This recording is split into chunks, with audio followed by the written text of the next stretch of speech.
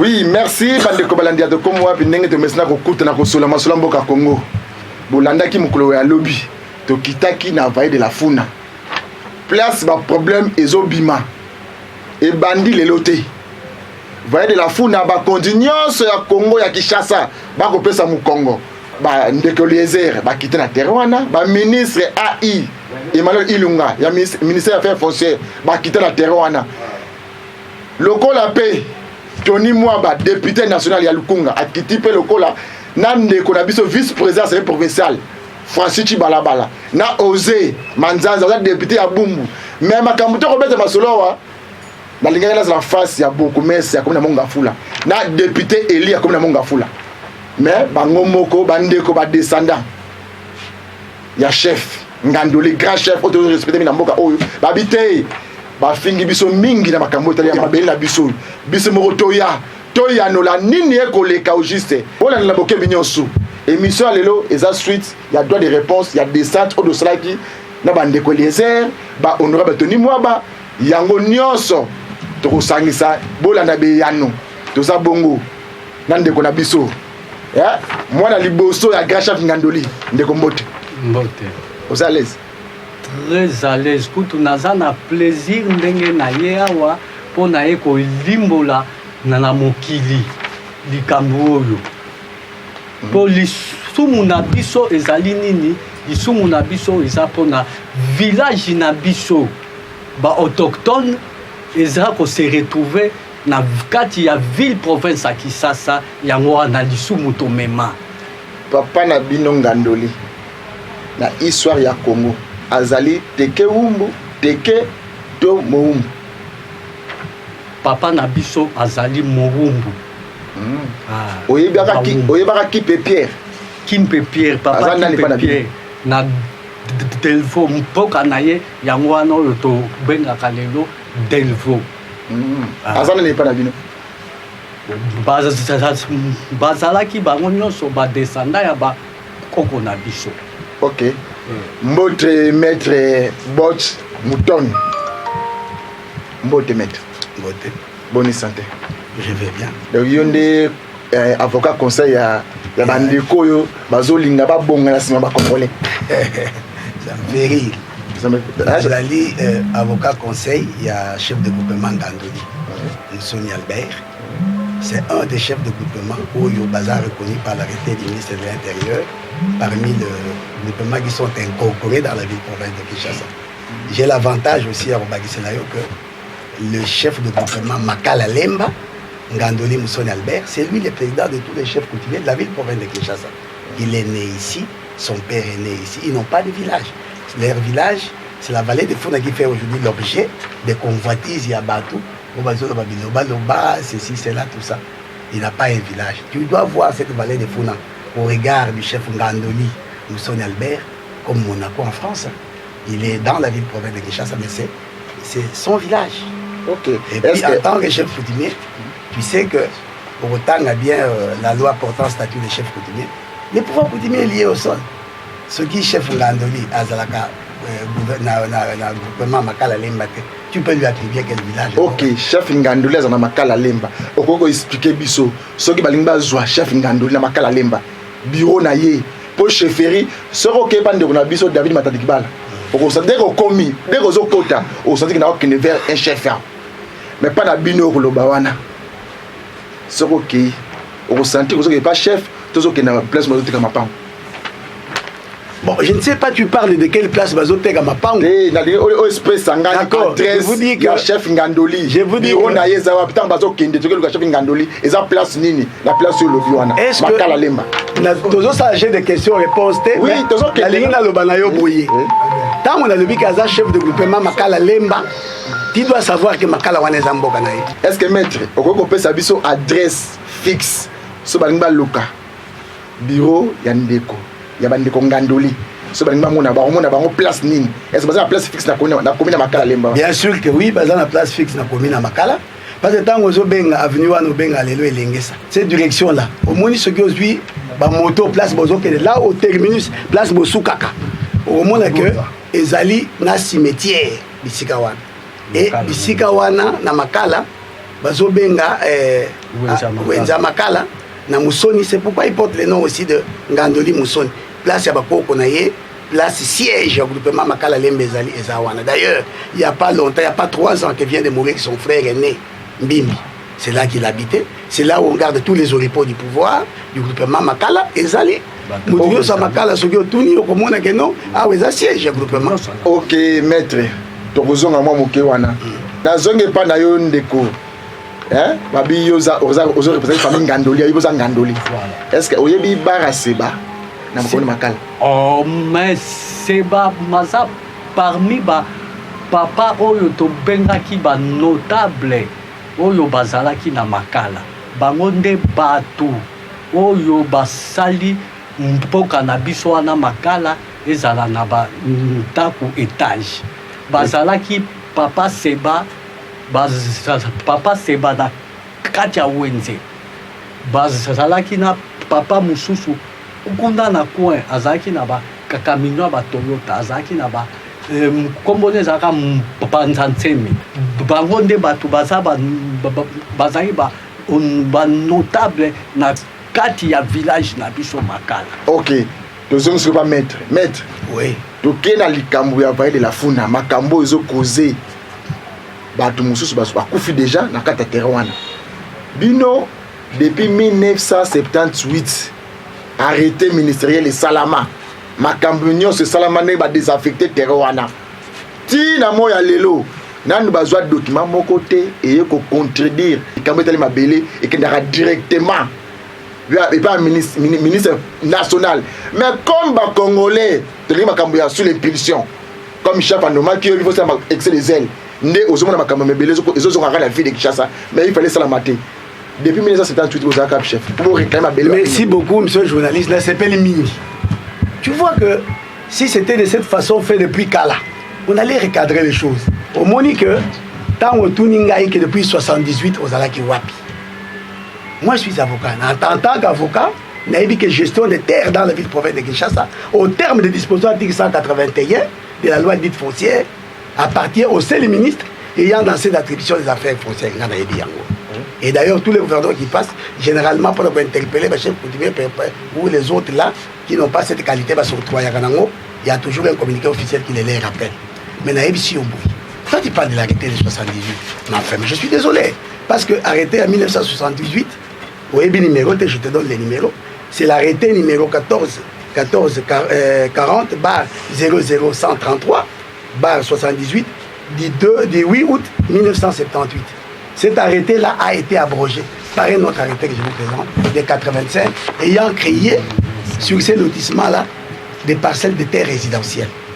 Mais je t'informe, au bien pour Yébi, tant qu'on va maraîcher, bazui arrêté où nous avons un document datant de l'époque coloniale où le chef Ngandoli, ses parents lui, c'est là qui parti de terre au maraîcher avant que bazou arrêté, mais un arrêté à titre précaire pour une occupation précaire. Oui, parce que ma bien le titre précaire, oui. C'est-à-dire révocable ad nutum. Oui. Donc à tout moment, on peut révoquer ça. Oui. C'est ce qui est arrivé en 85, cet arrêté que vous avez entre vos mains, bazouaki yango par les ministres. Ok.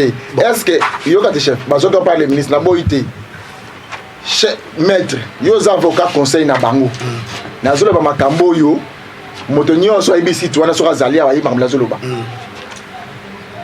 Ba papa ba koko ya batu misusu basali ba 40 na mabele wana babala ko ko pesa mbongo mo na bureau ezali côté ya système au monte moko na mabele na bino wana ezali bureau moko ya ba chef coutumier na l'état congolais donc représentant ville na représentant ya Ngandoli bande ko pesa ba mbongo mo ba conseil moko kuna ba mbongo wana ezali ka nini oko expliquer ngai na ko expliquer kitoko penza d'ailleurs avantage pour la peine informé que c'est même maraîcher babandai pe kokoma et pas chef ngandri pour la botika nunda ceci c'est la bilo on c'est mana bilanga wana en reconnaissance que yem taper ça bango mabele mais na yebisi que mabele wana ba pesa ba maraîcher c'est à titre précaire lelo likambo ko iti ba mokili mobimeye ba pourquoi bato ba pesi bino à titre précaire non seulement à titre précaire mais bozuango po bolo na kabilanga les maraîchers et les éleveurs ont transformé Citoana, transformé destination Yagosa Bilanga en résidence. Voilà pourquoi Mokonzi Mboka Asilika qui Mokonzi Mboka, je vais dire ici, Ngandoli Moussoni. Ndé Memi na liboso ba l'État pour à dénoncer changement de destination on a ici to ba pesa ba maraîcher. Et puis j'en profite pour na terrain malamoko. Tant au lobby que Asalini. Mais il y a reconnaître l'autorité de l'État. Na uta ko loba kala mingi te gestion ya mabele ya l'État na ville province à Kinshasa ezali na charge ya ministre Oyazana ministre national et il y a dans ses attributions des affaires foncières. Mais je te présente un protocole d'accord. Ce protocole d'accord est signé par les maraîchers, la famille Ngandoli, donc les ayants droit coutumiers, la ministre des Affaires foncières. National. Et ceci se passe dans quel espace? Dans la commission Tshisekedi. Dans le respect, il y a Makanisia Mokonzi Mboka. C'était pour mettre la paix. Oui, c'était pour mettre la paix. Mais Oyo, Oyo. Oyo, ça document ça, na bokasité na ngai. Na boya ki un jour ba balanga ndeko zara journaliste. Tant yo zara na période na ba faire place boy. Il faut kitakuna honorable Lézer. Ba kitakuna elongo na ministre AI Emmanuel Ilunga. Tant zo biso boy. Ba maman ba ndeko pesa mbongo na ngambo wana. Na mo ndeko moko ya ngandoli. Okore se so mbongo ba ndeko bezaki ba mbongo nini. Ezaki taxe ba ndeko zwa, ba ndeko kwa kaka boye. Non, mais c'est simple. Tu vas pas si bango espace à titre précaire pour exploiter. Ils se sont organisés. Na eloko moko boye oyomoni organisation bango ya ba maraîcher et ça une sorte d'ONG. Au moins on a parmi les signataires il y a document oyo kombo otangia monsieur Sabou. Monsieur Sabou, monsieur Mukenge, monsieur Maïluebo, Lady, madame Nzouzi, baza ba maraîcher. Mais bon oyo ndé bango ba kamaka bango. L'organisation na bango ne batu basa en contact na inspection provinciale et agriculture. D'ailleurs en principe bango bakoki même pas saisir les cours et tribunaux pour réclamer quoi que ce soit parce que la délégation du pouvoir ministre central a passé en la province et la province concrètement par les billets et inspection et agriculture. Wana place entre ko kamala muti na bi o yeza bokaste na ngai. Muto a pesi non ndingisa bine bo désaffecter terrain wana. Eza ministre provincial ndeko Magloire Kabemba. Ministre provincial. Terrain ezaki désaffecté par la présence des institutions. Mobutu le loi qui mais etikali. Boni ministre provincial. Mais banda tango salama. Banda kalawana. Bana ya ndeko Ngandoli. Bazalaka wapi? Pour lelo ba ko bima eloko yo ils sont 350 sur 300 200 combien d'hectares biloko belé bongo boko yango ka boya bino et puis na tsamwa munga moko na tsamwa munga mona munoko baza bato yo ba ndeko pesa moi contribution na bango moke ko ba document muso ezali mage bo bino ba avocat ba na makamuzi ya ko nier tangu bolingi bolonga bango place wana le sol et le sous-sol appartiennent à l'État congolais. Malgré bien beaucoup le besoin de documents c'est ça abino tangu bolingi bolonga bango place wana boyebite que ça la procédure maître. Merci beaucoup monsieur le journaliste. Je crois que je me suis fait comprendre tant on a bien le protocole d'accord on le ça œuvre na yo ce que lundi la motivation nango n'exposer na préambule nango ba lobby na d'accord na le magasin na d'accord na je te dis que au retour na bazala ki wapi mais les droits est fait pour des situations pathologiques tant on les kamwezagite bilon koboza baloni bilanga boni bokoma lelo yo koteka mabele kotonga bandaku na kati ya bilanga on dit non bino bo changer destination ya sikawan na place que bono na bilanga bokomo teka bandaku et nous avons de preuves là nous sommes dans que eloko ezo on explique so nani yo ateka mabele place wana na site wana vai de la maraîcher ne sina na teka parce que makambo to solango awa station batwate station za bino batangandoli batu batekeli mayalos omoni a exemple magasin to comme oblis quoi liso to roti ba vidéo mususu ana papa wa pani peme nanga na mayalos parce que biso omoni o za magasin to comme balanda biso awa na stina poto ba kolanda biso na tanga ki jour na télévision na biso sur mayalos za temaya la cette vidéo aza place na famille Ngandoli akei ko kangisa na mama bato infirme na commune ya koti abimi ayebite ke no lisu kwa lisu za ikwana mama wana ndike bakangi ye mutu botu na famille Ngandoli nani akolia mbongo ya mayalos aza pembeni na yo wana mais kotuna ye non naza na réponse parce que nayebi sio que parce que ozokosa mama maraîcher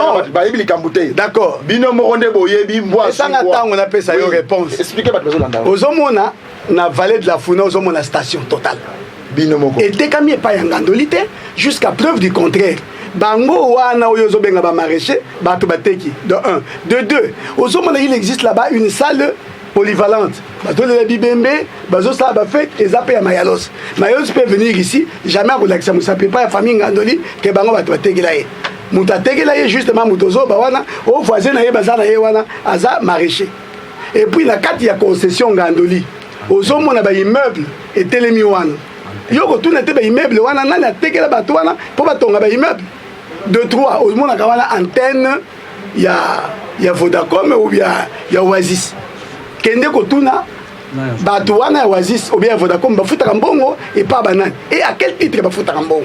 Je te rappelle ici monsieur le journaliste que pouvoir coutumier est lié na sol touti kolobaka chef de groupement ngandoli azali chef de groupement bakala lemba et puis il est reconnu par l'arrêté du ministre de l'Intérieur incorporé dans la ville province de Kinshasa. Gouverneur de la ville a notifié en tant que tel. Mabele na yesi kweza wapi. Et puis puisque ça Mabele na yete à l'heure d'aujourd'hui. Mais d'ailleurs je ne comprends pas Bazan a besoin de justice. Honorable Tony Mwaboye Sitao. C'est un prof d'université. C'est un confrère que je respecte beaucoup. Son cabinet a attrait la famille Ngandoli en annulation du protocole Yozo Fante Awa devant le tribunal de grande instance. Oui, nabiso na za contre comme baza ba congolais ni ba fande ki place wana basinza ki protocole ate amukie na chef Ngandoli ou grand chef auto respecter ning awa. Ouais. Pour boyo kolongola boyo comme procédure. Il faut solo la te ministre oya kotinda bino boko baza ba congolais. Boko ko yebo pikola bango ndengo il faut solo la. D'accord. Bango ba ko kende wapi? Bakota bango place nini na condition ni bakokendele ile bokamata ika charge boyebite que non tant boko zoa eza décision à l'état il faut bongisa pe ma monsieur le journaliste zala prompt à écouter peut-être ozolanda nga malamu outi koloba wa que protocole d'accord eza œuvre na yo mais le protocole d'accord est clair que tango matata wana ezali tango ba maraîcher baza koteka à l'insu ya république à l'insu ya beyan coutumier beyan droit coutumier république donc l'état Akabola qui m'a belé en 3 blocs. Yo zali partisan, il y a protocole d'accord. On a balobi que bloc à liboso batiki yango comme ça a vocation agricole na ba maraîcher. Batiki bloc à mi balé et pas élevé na ba maraîcher à liboso batiki yango pour de façon générale na ba agriculteur news. Mais pour nani matate koyaki. C'est lorsque bango va transformer destination ya isika et comme résidence. OK, yo c'est devant le tribunal, je m'excuse. Puisque bango balobi que chef Ambo comme Konjambo Kazoko Lobawa que nous devons bâtir un état de droit est aligné. Où ils allaient reposer sur respect à Mibeko. Mais l'honorable Tony Mama, c'est un avocat comme moi. Okay. Et vous comprenez, j'atterris en disant ceci. Est-ce que vous pouvez comprendre que quelqu'un qui se sent lésé, accueilli devant le tribunal, l'affaire encore pendante devant le tribunal, a son ressource n'a négoce ou bien na terrain ou bien à instrumenter bakuluna bakende détruire banga na site babanda ko scanter ba cri de victoire tolongi tout ça et puis grave encore ils amènent même l'autorité urbaine c'est-à-dire le vice-président de l'Assemblée provinciale voilà ministre na bango à Sali ministre Bango n'a sali parce que la gestion était le ministre national qui a signé conjointement avec les partis. Ils ont saisi le tribunal. Et quand le tribunal est saisi, les autres instances se taisent. Ils doivent attendre la décision du tribunal. Ils n'ont pas confiance dans la justice. Il y a eu des actes de vandalisme. Maître Tony Akendaki, basé en vacances parlementaire. Député Nyoso. Azonga na base pas sa rapport nini ya kokuta azina makamba kokoma d'accord o ayo kosala eza yenge bene na mibeko ya mboka Congo na connaissance na ngai mais Tony mon confrère azali député c'est normal que base na ye entretenir on le baquet azala vacances parlementaires à Kitaki mais on dirait azaki convaincu de le fait que toutes les parties se mettent d'accord république représentée par le ministre des Affaires foncières nationales la ville-province par l'inspection de l'agriculture et engagera justement ma maraîcher et le bourgmestre de la commune d'une part, d'autre part la famille des ayants droit coutumier. Ah Mouni Yango, mais non, il a choisi la voie du tribunal. Il y a monnaie que non, c'est le tribunal et ça c'est de bonne guerre. Après le tribunal, en annulation, il y a protocole d'accord, on va partir, va signer. Nous, on a cru que le quoi va signer, mon candidat, c'est fini. Parce que la transaction entre parties, dans le bagagon, dans le poteau, la droit, ont entre parties la faute de la chose jugeant dernier ressort. Bah, pour attaquer, il n'y a ni pour erreur de droit, ni pour lésion. Il y a bien, on fait très bien. Il n'est pas n'importe quel avocat. Son âge professionnel, et le connaissant moi personnellement, c'est quelqu'un envers qui j'ai quand même des considérations, à Yebi Yango. Mais il est passé outre à quel tribunal. Et on est en instance, en grande instance à la Gombe. On a renvoyé cette affaire à la deuxième audience après les vacances judiciaires, à Yebi. Il n'y a pas une décision du tribunal. Et les compétences sont d'attribution. C'est le tribunal. Matiki tribunal la zone sur la terre. Te akiti kuna amemi te passer la mobulu. Landa bien mettre. À quel kuna passer la mobulu. Et puis mettre là il va manquer. Est-ce que il y a une mission c'est comment? On peut faire des définitions mission c'est comment? La chasse des arabes pour nani. Na ba site. Bon bah site là, il va site à Sokomaf mais leur mission. Non, je ne connais pas avec beaucoup de précision. Moi, je n'aime pas donner des réponses à peu près. Je sais où tu veux aboutir. Que non, ils ont dit bouillé pour la Babilanga. Je connais beaucoup de sites agricoles ici. Sites à Sekomaf, ils ont des sites où ils ont un gil pour Asseli. Ils ont des capistes, ils ont un gil kuna. Ils ont des ding ding. Deuxième site Kingaboua, Babuka. Il y a Sekomaf, Bameka, Meka, Babuka. Bon, de toutes les façons, il faut faire la différence entre les sites agricoles et son lobby. Na site Vallée de la Founa. C'est comment? Différence, différence. Là, vous êtes au village, chez un chef de groupement. Tanga, j'ai avec moi ici le journal officiel. Tanga, qu'est-ce que doit faire le chef coutumier par rapport au terme de la communauté locale? Ce qu'on il y aura mais il y a des expliquer partout. L'habitant oublie besoin de teka. Bon, besoin de parce que Bolivie, au Cabo, on a 3 places.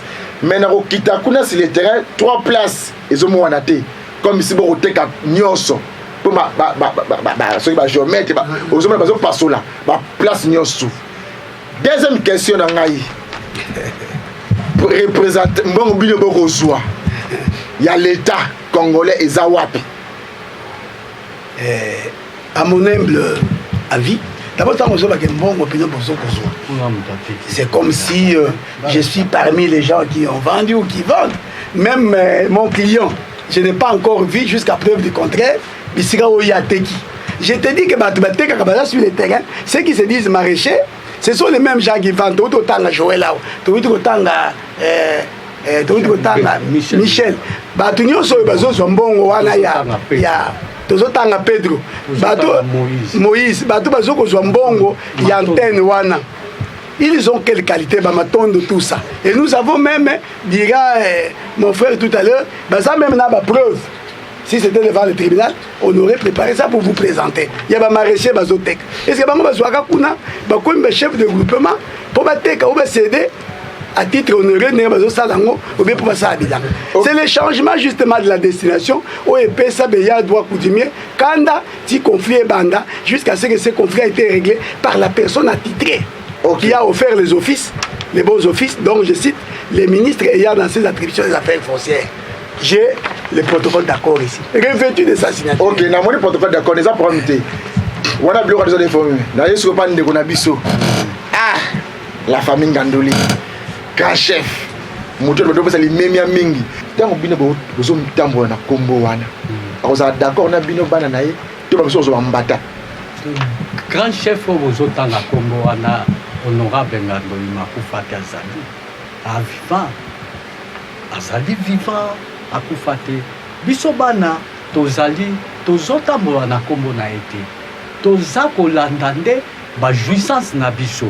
Imaginez ndenge balobaka na mpoka na yo batu baye po basala bilanga bazosala bilanga bu diama ekomi kobima diama wana ekomi kobima yo nkolo mboka ozwa diama wana te bango baye osala bilanga bazwa diama okozala ndenge nini napesi exemple lokola na antenne mpongo antenne wana bazwaka $1,600 ba maraîcher bato bazwaka mbongo wana biso ba ayant droit coutumier jouissance wana kutu ata un franc mo na kate est-ce que yo koko ndima biloko ndenge wana na mboka na yo mutu ayasa la bilanga azwaka jouissance na yo ekoma ya ye sasa tokoyeba mutu azwaka mbongo ya antenne wana mutu azwaka mbongo kombo antenne wana kombo ne Moïse azali aza kutu maraîcher te aza mutu kosanaka kosala bilanga po être maraîcher titi monaka zelo pour être maraîcher eza na ba procédure nango il faut ozala na ba carte na bango ba carte de membres il faut ozala na ba fiche il faut hôtel de ville à enregistrer yo ayeba yo inspection provinciale il faut inspection provinciale agriculture ayeba yo dernièrement awa na Kasavubu maintenant site oyo eza en face ya boulangerie Ipak ba désaffecté et loko wana po ba tonga ba supermarché parrain ya cimetière wana ngenge yebe parrain na bino Mayalos aza pa parrain na ngate pe Mayalos na yebi na ngape kutu yete ata to kutani boye na barabara na ye biyete namona ye pété soko tuningai ba notable ya village na biso na ma côté ya makala kuna lokola ba papa Seba na ye bibango ba papa Mbanza Semi na ye bibango Mayalos na ye biyete namona yete mais sikoyo biso to regretter nini po masumu na biso po village na biso eza na kati ya ville alors yango wana mutu nyonso soka ye allez donc azokosala n'importe quoi papa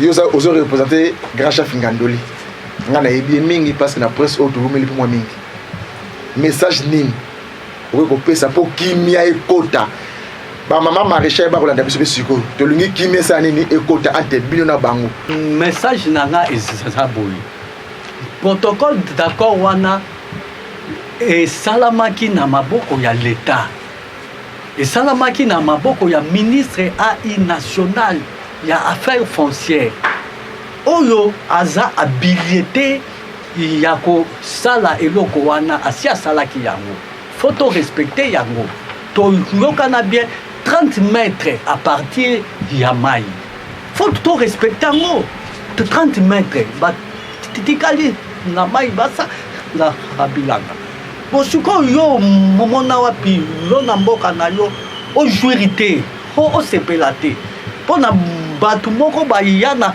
capital baye kokuta yo mpo oza na mboka no eza capital bawiti manyanga mpo tu nyonso wana tu sonde banyanga baza nayebi soki leta moto apepesaka bango pourquoi bayaka kosenga na bakoko na biso bakendaka kosala bilanga mpo preuve ezali bino bolingi mbongo mingi bino bawumbu na bateke bolingi kotekateka ndezonakena pa maîtrelinga baza na badiama bacuivre bacobal bairanium bibiso tokozala mabele richesse na biso yango na botekaka bozangateleka malonga te nindaka malonga ni école botekaka nyonso nakeba maître nayepa na yo terrain olobi terrain eza ya bino ozwi te mabele eza ya bino ya boye difforme mais boni na kati kuna tozo se retrouver la police et puis la police eza kuna trop agressive na bato oyo bamama maraîchère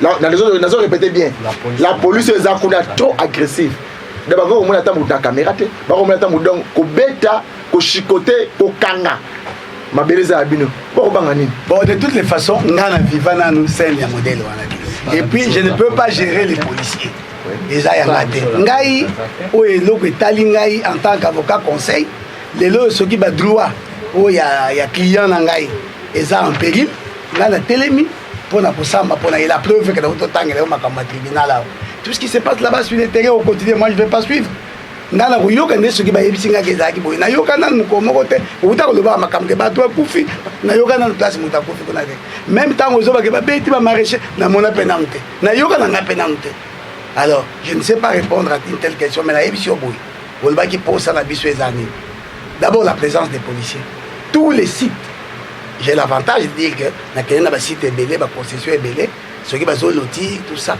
pour la sécurité, soit il y a concessionnaire, et surtout de géomètres. L'État dit dans rapport à ça, il y a toujours soit la police, soit toute autre équipe de sécurité, pour la paix Sabango, qui est en Sam Salawa. Bine Boketi, la FARDC. Or, ils ont la note circulaire, il y a le président Joseph Kablakabang. Toujours, vous avez continuité de c'est clair, je vous dis quand la FARDC, quand on se gère dans ma cambre, ma belleté. Oui, voilà. Mais la carte à site, la bino, la présidence de FARDC, ça allait, ça tout. La présidence de la Bango. Bon, je connais pas. La zone, ça veut dire que c'est Hollande. Oui, parce que c'est que je sais, quand tu dis FARDC, moi je ne sais pas les identifier. Mais je sais qu'à un moment donné, il a été identifié aussi des policiers qui vendaient au titre de maraîcher là-bas. Et personne ne pouvait se faire la justice. Ben c'est ça, l'auditorat général à son temps. Je crois que la présence des militaires de l'auditorat, c'était justement pour veiller dans les policiers parce qu'il relève de la compétence de l'auditorat pour je ne connais pas trop parce que moi je ne sais pas gérer les militaires, ce n'est pas aussi mon rôle. Ok, donc maître pour solliciter Kotakuna. Respect strict du protocole d'accord. Parce que la personne qui a offert les bons offices, c'est le ministre attitré de la gestion des terres.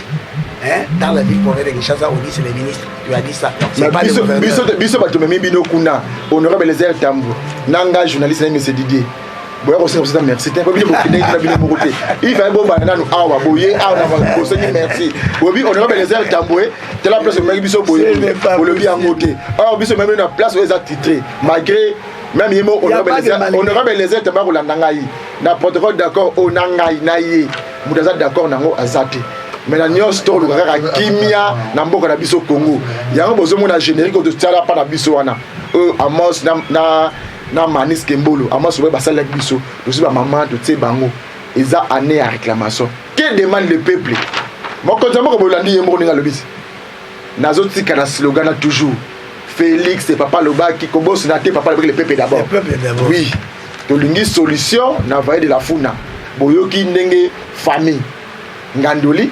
Baza bona avocat conseiller ba sololi ngate na kopesa yano bino ba bolanda ki biso boyoki ndenge ba défendre bango mibale na représentateur ya famille Ngandoli na avocat conseil na bango ndenge ba sololi na wana nyo biso to senga ka kimia ekota ba konzipe bo kolanda biso o ayi ba de la Funa wana o kitabe bo kofalisa bande ko wana kimia to boyi makambo boyo to boyi to lelaki mingi bande musu ba kende ba gaz la kimoje ba marche to lingi kimia na mboka na biso Congo sika ete kimia nzambe ezala na bino ndeto kutemi ko mizeriko ya